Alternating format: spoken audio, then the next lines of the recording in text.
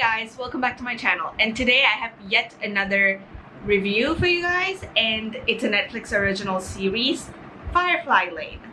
It came out early February 2021, and let's get right into it. First of all, it's important to note that this show is based on a book, and if you've been the type to read a book and then watch the TV show or the movie, you might be a little apprehensive, and I understand that, and that feeling is totally valid for this show in my personal opinion. The basic plot line is that it revolves around Tully and Kate's friendship.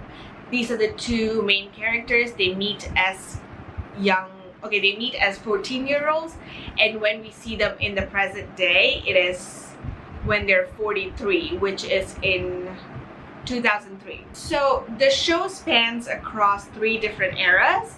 The 70s, when the girls actually meet, the 80s when they're trying to get their first jobs, or rather they're at their first jobs, and then the early 2000s where most of the show is really happening. One of the things I would like to start off with saying is that this show is not good for a binge session. A lot of shows are fun to binge, right? And then there are some shows it's not satisfying to binge. This is one of those shows. Once you spend 10 hours of watching all the 10 episodes in season 1, you will not feel the satisfaction that you want after a binge. So right off the bat, it's not a bad thing, but just so you know, it's not really something you should binge. Like, sprinkle it here and there in between like all your other shows or whatever. Just don't binge it all in one sitting or 2 sittings or whatever your power of binging is. This show, in my opinion, is essentially a drawn out long form of a Hallmark movie. You know, one of those like Hallmark Christmas movies where it's kind of obvious, kind of cheesy, and then it has this really weird feel to it with a lot of emotions. Yeah, it's one of those shows. Just be prepared for the most dramatic, the most frustrating cliffhanger at the end of the show, or at the end of season 1. And let's just hope it gets picked up for season 2, because I need some answers. And from what I hear, the show is a little bit different from the books, so they might have taken some creative liberties with what the resolution is. Okay, no spoilers. I promise, no spoilers. Okay, I mean, this is not a show that I right off the bat recommend and say, oh my god, you should watch it. This is one of those I'm gonna give you my thoughts and like let you make your own decision from here on.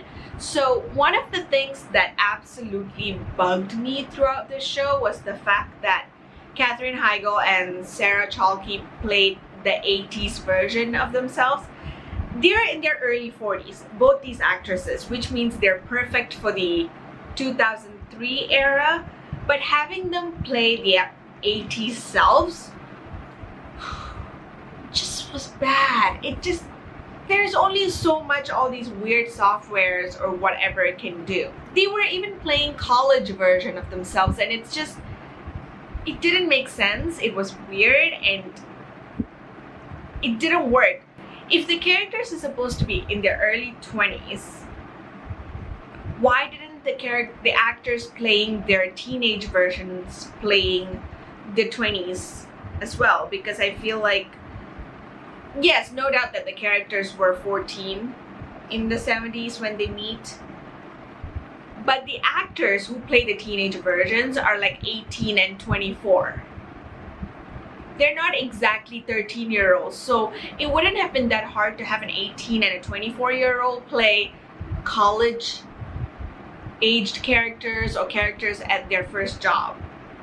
It's so much easier to make an 18-year-old to look like a 22-year-old than to make a 41-year-old, let's say, 41-year-old to look like a 22-year-old. I'm just saying, it got weird. Yeah, I thought the 80s era fashion felt very 70s, but I'll admit it, it's not my thing. I may not know as much about 80s fashion, but their fashion errors just don't end there.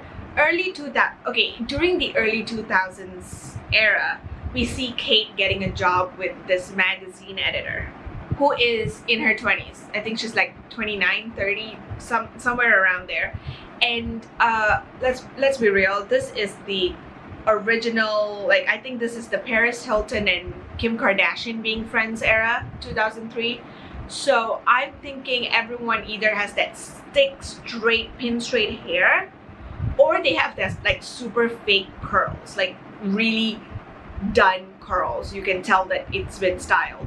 And the character wears her hair in this like beautiful, natural, wavy, kind of beach waves look, which, yes, it's currently in. It's in right now in the late 2010s, but it wasn't really the go-to style in 2003. So that's just another flaw that just, they stuck so true with the era for everything else, so this was just weird.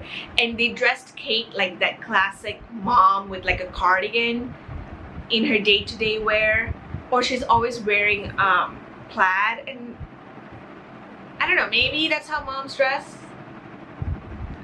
I just thought it was too cliched. Speaking of fashion, or rather dressing sense or appearances overall, a young Kate wears glasses. So a young Kate at 14 is this awkward girl that lacks self-esteem and is not popular as a dork, whatever. And they put her in these awful oversized glasses. And that is part of that trope, and we see it on TV time and time again. Awkward girls that don't fit in, wearing glasses that are like larger than their faces, and they're always pushing them up. And no doubt, when you wear glasses, you tend to push them up. That's not the issue. But which optometrist, those are the people that make glasses, right? Which optometrist would think that's a good idea to let a girl buy that instead of recommending a better fit for a girl? Like, no one's making glasses at home. Like, no one's saying, oh, I'm gonna be a dork and make a huge ass glasses. Like, everyone's gonna go buy them. So where did this idea come from that like they wear this big of glasses? I don't know, that was just so annoying as well. It's just the little things, it just bugs people. I'm only talking about the little things now, we'll get into the bigger things later. Okay, so I know that healing and moving past your traumas and stuff like that is a huge thing right now, and I think that everyone should take a moment and think about it. But watching Tully's character in 2021 was kind of scary and frustrating, because it seems like her entire personality has been shaped by her traumas. And as someone that hosts a talk show and she's talking about women's issues and she's trying to be there for her audience and she makes a ton of money, it's frustrating that, you know, she doesn't get actual help to work through her issues. A majority of the driving force behind the plot is her not being able to communicate what she wants, is her not figuring out what she really wants in every situation. And yes, she has been hurt in the past and bad things have happened to her, and the show kind of makes it seem like that gives her the right to treat everyone around her like crap. And I couldn't handle that. It made me have no sympathy for the character, and I hate to feel that way about anyone for that matter, but especially a character that's gone through as much as she has. And the other thing, not to question the decisions made by professionals who are casting for TV shows, but Sarah Talke as Kate, I don't know. I mean, I guess it's because I've seen her, I know her as either Elliot Reed or Stella Zinman. I've never really watched anything else with her in it. And she's such a good comedy actress.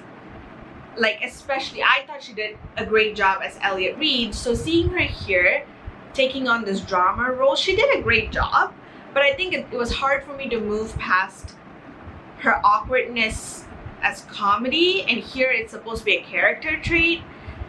It just wasn't my favorite thing. On the other hand, like, I loved Katherine Heigl in this role, so them together was great, but the scenes with Sarah Talke alone, I just don't know how I was feeling about it.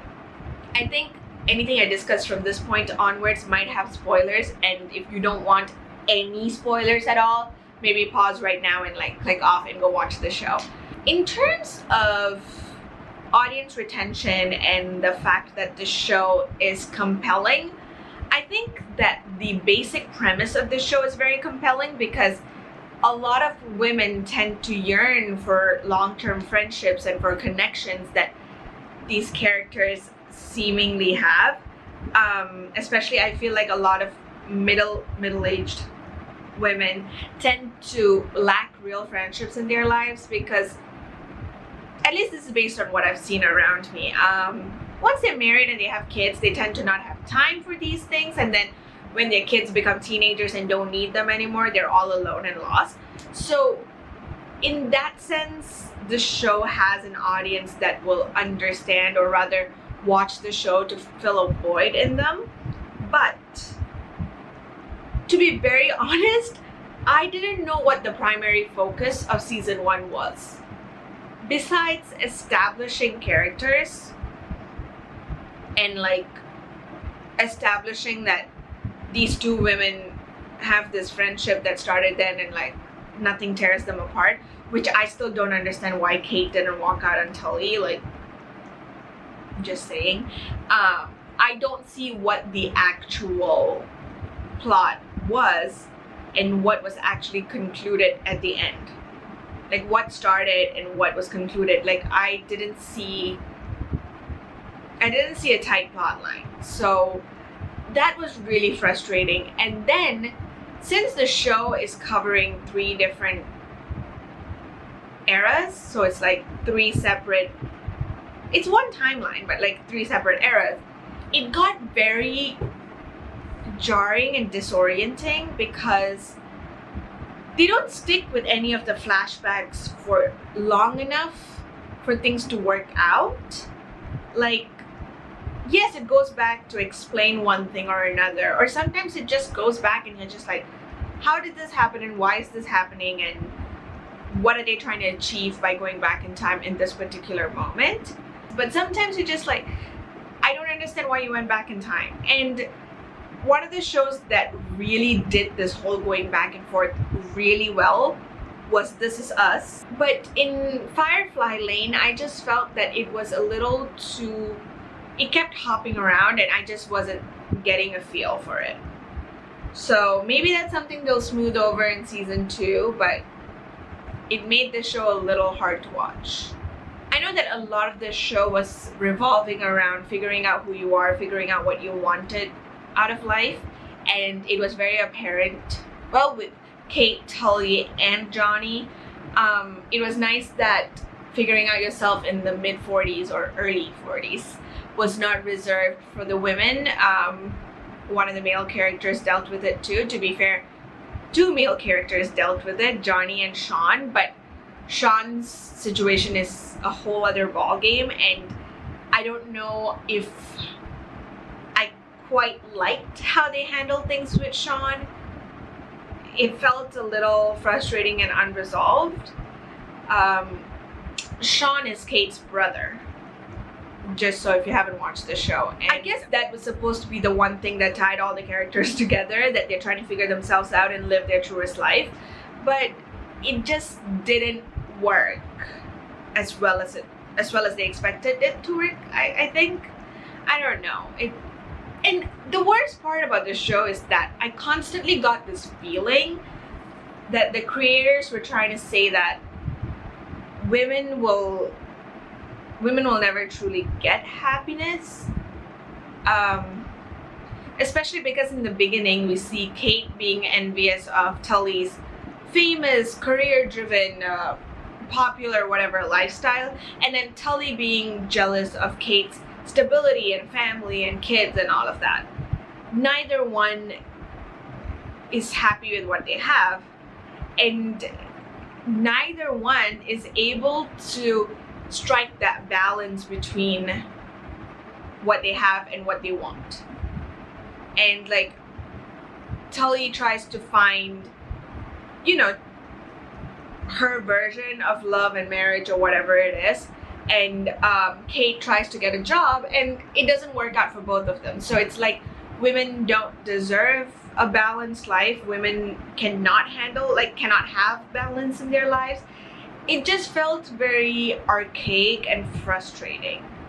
And both these characters are like such stereotypes, such tropes, such typical characters. The driven career woman who's all alone in her gorgeous apartment, and then the married woman who nothing is fulfilling and nothing works out for her. Like, why would you have a female driven plot line, a story that, let's be honest, mostly only women are going to be watching, have such a frustrating underlying message, especially for an audience in 2021? Maybe this would have been okay in the 90s, but in 2021, I don't know. So overall, what I would say is, it's not a bad show. It's not a show that I want to rewatch at all. It's not a show that I would tell my girlfriends to be like, hey, you have to check this out. No.